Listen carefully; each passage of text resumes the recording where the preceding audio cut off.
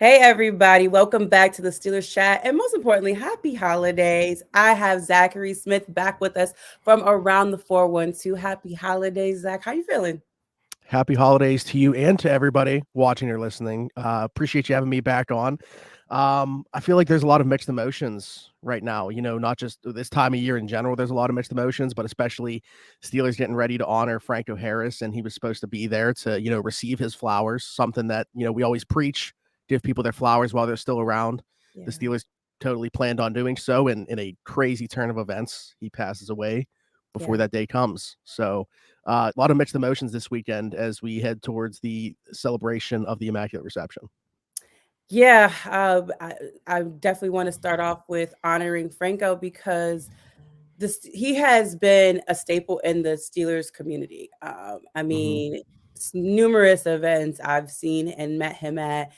He's just been the sweetest person in any. I almost felt sorry for his wife sometimes because every person that wants to take a picture with Franco, everyone that wants to just come up and talk to Franco and touch Franco had pretty much an opportunity to do that. And his wife was just like, okay, I'm ready to go. And then he'd be like, all right, I have to go. My wife's ready to go. But he was just the sweetest Yeah. guy ever. And for us to lose him right before Saturday, just it hurts like way worse. Because you wanted him to see his jersey be retired. You wanted him to get that love and embrace that love of that 50 year for the Immaculate Reception. It just sucks so bad, but I love seeing how much everyone loved and adored him in that city. Yeah, when players decide to hang up the cleats, sometimes, and this is complete preference, I don't hold it against anybody. Some players just decide to, go away. You don't really see or hear from them ever again. But Franco remained, like you said, a Steelers staple, a Pittsburgh staple from the time that he retired throughout his lifetime. He would always be back in Pittsburgh. People would see him. He took so many opportunities to spend time with fans and stuff like that. Like there's so like you can see it on Twitter, like how many people had a picture with him. I Yeah. mean, everybody has a memory with Franco, at least one. So it is great to see the response from it. Again, it's one of those tragic things that, people kind of rally around and you see the beautifulness and people still making a way to find some light in doing so. Yeah, and everyone that was with him the day before, and I saw some of Cam's Hayward's podcast. He had just had him on his show. Yeah. Yeah. Just those last moments, just not knowing, it was the last, and not even thinking, like wrapping your mind around it because he's just been around forever, and Franco's just a staple. It's just, it just makes you appreciate life in general a little bit more. Yeah. Absolutely. But we'll get on to some Steelers talk. Are you going to be at the game on Saturday? I'm not going. This is the first home game that I'm not going to be at. So there was a couple factors that played into it. I don't want to say weather wasn't like a factor at all because it certainly Mhm. was, but the biggest thing was like Christmas Eve is as big as Christmas Day is at my house, so we're going to be doing Mhm. stuff. I was going to be going to the game with my dad, but we were going to be like running around to make it happen. Probably would have gotten there like just in time for Yeah. kickoff. So it's like at the end of the day, that along with the weather, I was like, I'm just going to sell the tickets, give somebody else that's going to be able to like fully enjoy the day and embrace the opportunity at that time. Obviously, what we just talked about, we still thought that was going to be Yeah.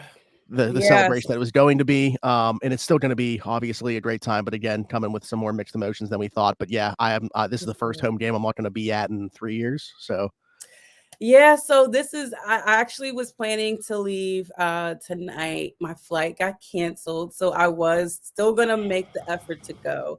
And mhm. it's okay. The weather was gonna be definitely was like a determining factor for me. I was just like, oh my goodness, it's gonna be like a -11 feeling like. So I was hesitant on going, but when the flight got canceled, I was like, okay, this is my sign. Right. So I this is my first home game this season that I'll be missing. I'm sad about it. But we'll get past it. But I want to talk about the game from last week against the Carolina Panthers in Mhm. Carolina. I'm so excited. The 21 play drive, like the things I could not predict. How did you feel walking away from that game about this team? Yeah, I thought they did everything well. Other than I think that, you usually come away from a game and you have pros and cons, things you can go back and say, oh, they could have done this better. Really, I thought they did everything pretty well, other than the cornerbacks I thought didn't Nice. play all that well. But the way that they ran the ball, they've been, since the bye week, top 10 efficiency in offense in total, but really they've been able to find the ground game, and that kind of vanished for 1 week against Baltimore. Unfortunately, they were also giving up a ton of the ground, but this week against Carolina, who has been running the ball very well on offense too, they won those battles in the trenches that they had lost against Baltimore. So they found their way again. They found the recipe to success that they've been having more weeks than not since the bye. So that was good to see. Najee Harris has looked like a totally Wow. different running back since the bye. The offensive line has come together, which has been Phenomenal. great. Yeah. And, great homecoming for Alex Highsmith as well, notching another one, Pro Bowl snub, by the way. But yeah, everything to me in this game, and one player that I want to highlight, even though the box score is not going to pop off at you, is obviously Mitch Trubisky's performance. The big thing was don't turn the football over. He didn't turn the football over, didn't throw a touchdown, but he scored a touchdown on the Yeah. ground. And he found the areas to attack for Carolina. He was targeting Deontay Johnson early and often, 10 Yeah. for 10 for Deontay Johnson. So I just wanted to highlight Mitch Trubisky's performance because he did exactly what the Steelers wanted him to do. Yes, I gotta give. I've been trying to just kind of uplift Mitch as much as possible and give him his flowers. Like, I even the 3 interception game, I completely understand the interceptions, but he played like he was They pretty moved good. the ball. Like, he was They really moved the ball. good. Yeah. Like, we hadn't seen 207, was it 200 and something, 76 yards? I 278. don't know. Yeah, it was it was crazy. Like, we hadn't really seen that offensively from our team. So I thought I was going in there with he definitely is going to bounce back, and he did in the most efficient way possible. Like, the man was efficient. The throws to George Pickens, phenomenal throw, like phenomenal throw, phenomenal catch. Like, it was he when he threw the ball, it was good. I couldn't complain. Um, but to go back to one of the guys on defense that I think they did great putting him in, like, linebacker positions, Terrell Edmunds. Did you Oh, notice yeah. that? Yeah. Yeah, I mean, honestly, like I love him in that role playing around the line of scrimmage. I think that we're going to continue to see more of that. I think that they would love to bring him back again next year. I'm not sure. I think he wants to be here. It's going to come down to obviously he's going to be looking for an increase on the 2.5 million he's getting this year, and he Of should. course. But I think that what they've done with him this year is exactly the way that he should be utilized. Using him more as a box safety around the line of scrimmage, not asking him to drop deep.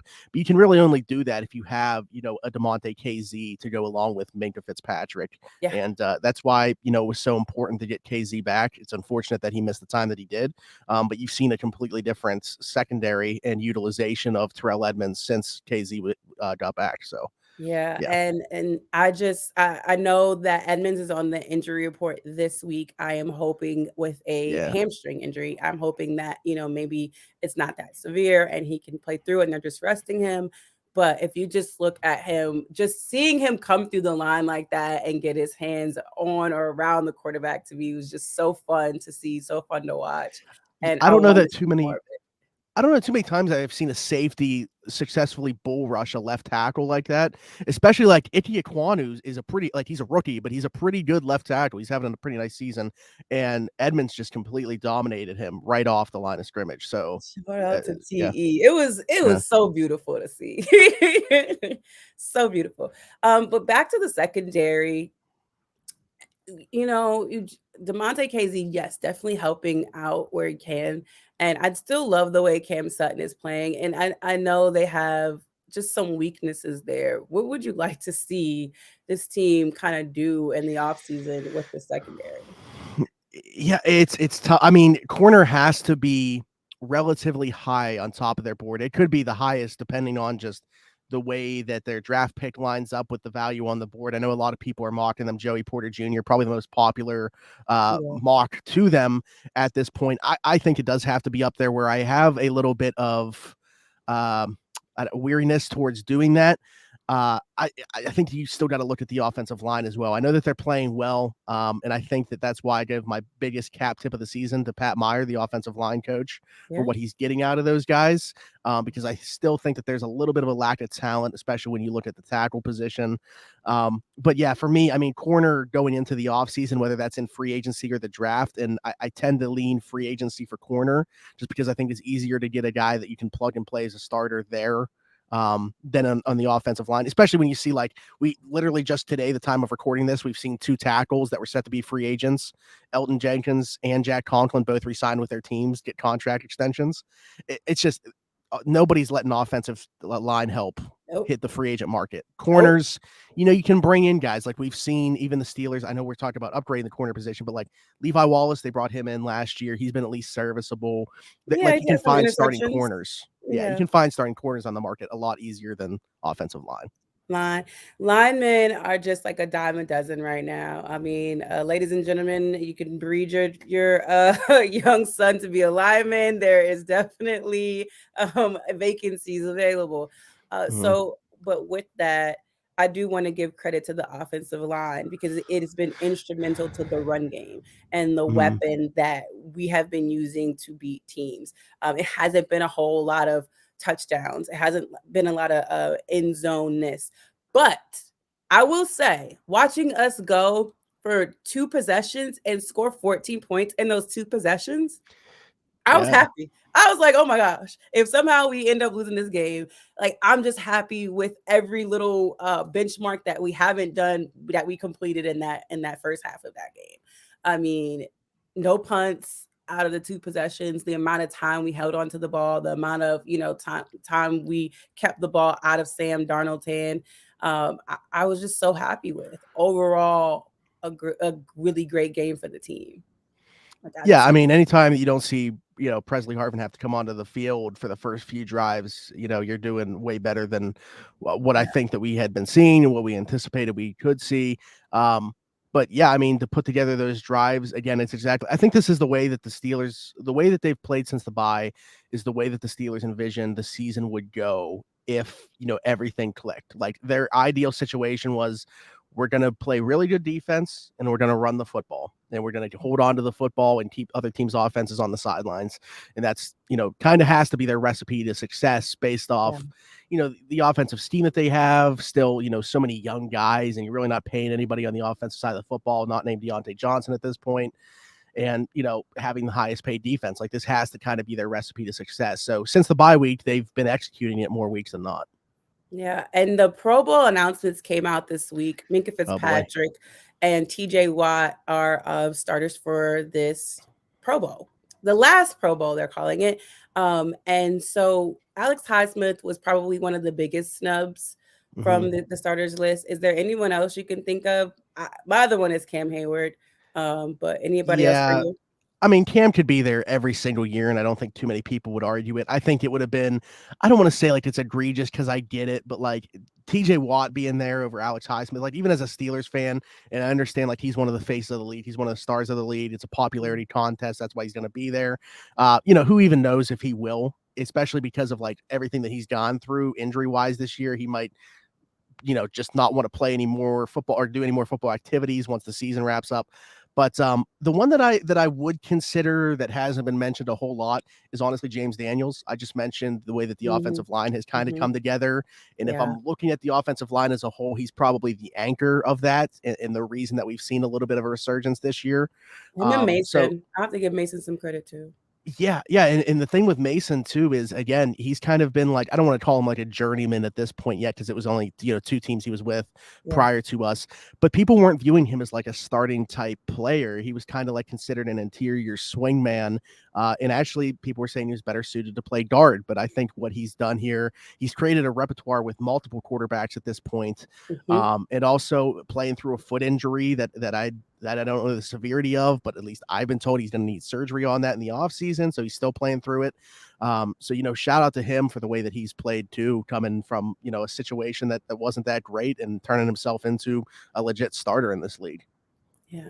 And I want to go back to the Baltimore game where they just had their way running the ball against us Yeah. and then go to Carolina. I was like, the guys are going to get ran on a little bit. They're just really, really struggling defending the run, and they go in there and they dominate. They dominate. Mhm. Like, what do you think happened? What do you think was told to them? Do you just think it was just like them saying like we just need to step it up and they don't care? Like, what do you think happened to have that significant of a turnaround in the stopping the run? Yeah, it's so hard to say because the only real difference is it was a something you didn't have. You didn't have Chris Wormley in the Panthers game after losing him in the Ravens game. So there wasn't really a difference in personnel. Right. I think that you just saw what you can expect to see from that front. When you have TJ Watt, Cam Hayward, and Alex Highsmith all in the front four, you would expect them to have more performances like the game against Carolina than the game against Baltimore. So I can't say it's an anomaly because they struggled against the run last year too, but I think that the Carolina game is more of, what this unit should be. So it was obviously great to see. I think that, the linebacker play was also pretty solid in the game against Carolina as opposed to the way that it was against Baltimore. So I think everything just kind of Yeah. came together for them in a way that it did in the previous week. And I don't know that there's any one specific like thing that I can point to or say like this is why it worked this week and it didn't the previous week. I just think that things came together the way that they should when you look at the talent that's there. Even I believe it was the first play of the game, Larry Ogunjobi came through and Right. got his hands on the running back, and I was like, "Yep, here we go, there we go." That we're already starting off on a good note, and it kept going. And man, I was just so proud to see that turnaround. So we might as well just go ahead into this week's matchup against the Raiders. They Hmm. have Jacobs as their running Yes. back here. I'm a little nervous, but I'm hoping they can keep up the work that they've done from last week. It can carry over. How are you feeling about this week's matchup? Yeah, I mean, there's two guys that you can circle on this offense. It's Devontae Adams and Josh Jacobs. Yep. Darren Waller is, he's coming back slowly but surely. But I just, Derek Carr is actually somebody that I feel like for a long time has been underrated. I've always been higher on him, but he looks like he's actually taken a step backwards this year. I'm not a fan of the coaching hire of Josh McDaniels and what he's done with that offense. But Devontae Adams is still getting his. Josh Jacobs, despite the offensive line not being that great, has gotten his obviously all year, leading the lead in rushing. Um, but again, I think that this could be more closer to the Carolina performance than the Baltimore, just because of what I said about the offensive line. I don't think that Josh Jacobs can do it all on his own out of that backfield. Honestly, I'm more concerned about Devontae Adams against our cornerback room. I obviously Yeah. highlighted that as the one thing that I didn't love about that performance in Carolina. And Devontae Adams, even if this was a very strong cornerback group, he's going to get his regardless. So looking at the Raiders offense, obviously I circle those two guys first. But, I think if you shut down one component of that, that make them one dimensional. And I'd rather in this game with the conditions we're going to have, I think they're going to lean more heavily on Jacobs than Devontae Adams. But They're we'll trying see. to exploit that run. Yeah. Yeah. I know I am extremely nervous about Devontae Adams. I don't know how you cannot be. I mean, there have been teams that have been able to kind of shut him down and keep him quiet in a half. So I think that's maybe the most we might be able to do. I just don't see him not getting targets, not getting touches.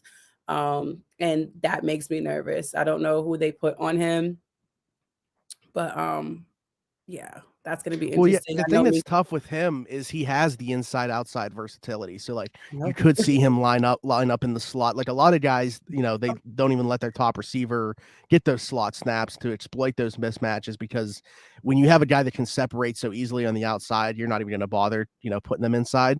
But they'll move Devontae Adams around. He's No. one of the best route runners, if not the best route runners in the league, and they'll let him do it from anywhere. So Minka yeah, will but be I'm lurking, so that's yeah, Minka Fitzpatrick will absolutely. be lurking, and watching him have a close eye on him, and that's all I can hope for.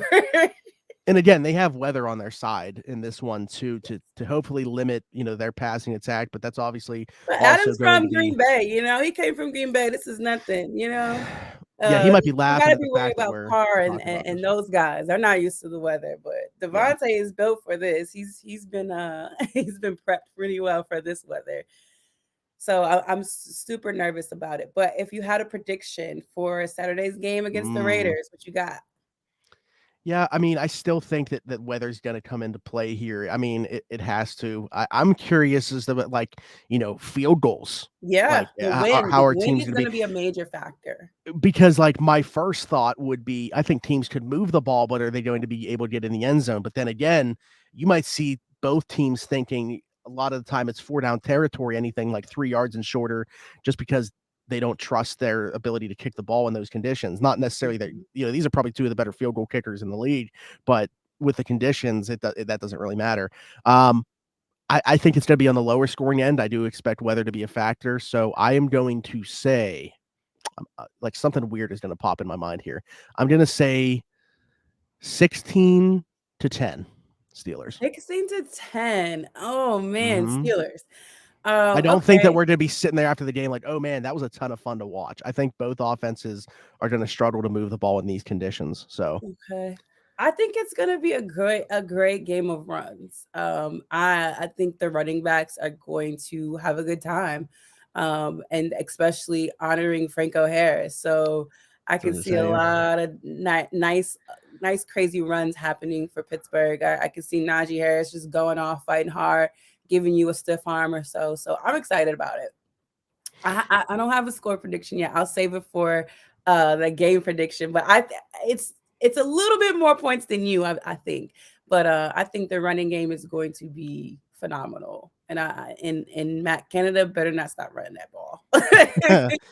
Li Listen, I will say a little bit of a shout out. I'm not saying I'm not advocating for him to stick around or anything like that, but Matt Canada has called some good games since the bye week. That's all I'm saying. I Yeah, think that listen, the one I'm the first one to give him his flowers. I give Matt Canada his flowers when I deem them necessary, and I feel like he's earned enough flowers that the Steelers might keep him. Yeah. Well, especially it's because it's not like a situation where his contract is up. Like, you don't it's not because at that point you could just, wipe your hands clean, both parties move on. He's literally under contract next year, so they would have to fire him to not have him back. And when do the Steelers fire coaches? Like Yeah. they will not renew contracts, but Hmm. when do they fire coaches? That just doesn't really happen. But Yeah. yeah, I think honestly, like my biggest gripe has just been him getting in his own way. Like, something will be working and then all of a sudden he'll decide to hand Gunnar Olszewski the ball in a jet sweep or something for no reason, just kill a drive. And it's just, man, just get out of your own way. You're calling a really good game right now. You see what's working. Keep exploiting that. Just again, Yeah, he's yeah, getting in his I own get, way at times. So I don't disagree with you at all, but I do feel like everybody from the two quarterbacks and the receivers, I feel like they've been able to find something that works for them. But yes, every now and then we're like, what? Like this screen or this jet sweep or whatever. oh, Like, why are we once a doing week, once a week for some reason, Zach this? Gentry gets a tight end Why? screen. Like makes no sense. Right. I can't stand it, but I do give him his flowers. I definitely gave him his flowers for the 21 play drive. Like, how can you not? Yeah. It's just something we haven't seen in a very, very long time, and you got to give him credit. But Zach, please tell, and I want to give you your flowers for your charity work during the Mm. holiday season because I think it's so important that we shine light and do good things for good people during this time of the year. So I just wanted to shout you out, and that's why I wanted to have you on the show during the holiday seasons because to thank you for all the work that you're doing. Yeah, thank you so much. We do so Tyler and I, that's my co-host on Around the 412. 1 year into doing the podcast, we've actually this is the fifth year that we've done it. This summer marked 5 years of the podcast. But Oh, awesome! uh Congrats. after the first year of doing it, we decided like we want to, do something in the community. Like we just want to do some good. What can we do? This wasn't until like September of that year. We decided let's just do like a Christmas drive. We'll see what we can do. Let's see how much money we can raise, and we'll figure out what to do with the money at that point. Because the first year was totally different from the years that we've had since. The first year, we raised like I don't know $1,500 to $1,800, something like that. Which whatever we raised was great. Went to a 24-hour pediatric care center in Aliquippa. So 24-hour care. Literally, they have these kids with them Mm. the entire day. They require attention at all times. The parents, they can visit obviously, but they are not the ones that are always with them, which I mean, Right. imagine that situation. So that is where the money went the first year. The second year, one of my best friends, his sister had just gone through an absolutely terrible situation right around the holidays. So we decided to start getting like more hands-on with it to see where Yeah. the money was going. And we were like, you know what? This is what we're going to do with the Christmas mission from now on. We're going to provide Christmas to as many children in the community as we can. So in the 5 years of doing it, we've raised $25,000 of doing it. That's awesome. This year we raised right around 6,000. We That's adopted a family of 5, which I actually the one kid graduated a year before me, so he's 28 years old. He already has 5 kids. 2 of yeah. them are his, but he married into 3. Mhm. And their biological father passed away in November, so they have all 5 kids now, all the time. Um, and then the other, I'm sure by now people have seen, because everybody that watches or listens to this probably a Steelers fan. In October, one of my friends passed away from a fall at Heinz Field or Acrisure Stadium. Mhm. Sorry, Dalton, and he left behind a 2-year-old daughter. So she was supposed to be one of the kids that we took care of for Christmas. Her mom, being the absolute angel that she is, Mhm. decided, you know what, from a financial standpoint, like we're fine. We have everything. We have so much support for Isla. What can we do to kind of pay it forward? So we adopted 15 kids from the Salvation Army's Angel Tree program Awesome. in Dalton's name. So we That's went awesome. there on Tuesday and delivered all the gifts. Her and I spent like almost 3 hours talking with them and just learning about everything they do there. They have a church there. They have 55 kids there that go for after school programs. The director's husband teaches every single kid either guitar or drums. They get to pick which one they want to learn. And then That's they have like a awesome. competition at the end of every year. They are actually someone that has a food bank as well. They Oh, operate as a okay. food bank right at the Salvation Army. So yeah, there's just, learning so much about what they do and everything like that has been awesome. I've actually been in contact with them since. I think that we're going to become an official partner with them so we That's can do stuff like awesome. this all the That's so time. cool.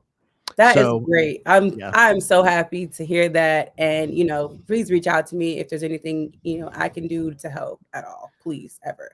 I love that. And please let everyone know where they can find you and your show around the 412. yeah. So it's at around the 412 on Twitter, Instagram, Facebook, TikTok, and YouTube. Around the 412, and then I am Zachary Smith PGH on all platforms. That is Twitter, Instagram. If you want to see a stupid TikTok every here and there as well, I am on there. But yeah, Thank you so much, Zach. And again, have an amazing holiday. Thank you again for all you're doing in the communities. I can't say it enough. yeah. Thank you so much. Happy holidays to you and everybody watching or listening as well. Thanks, man.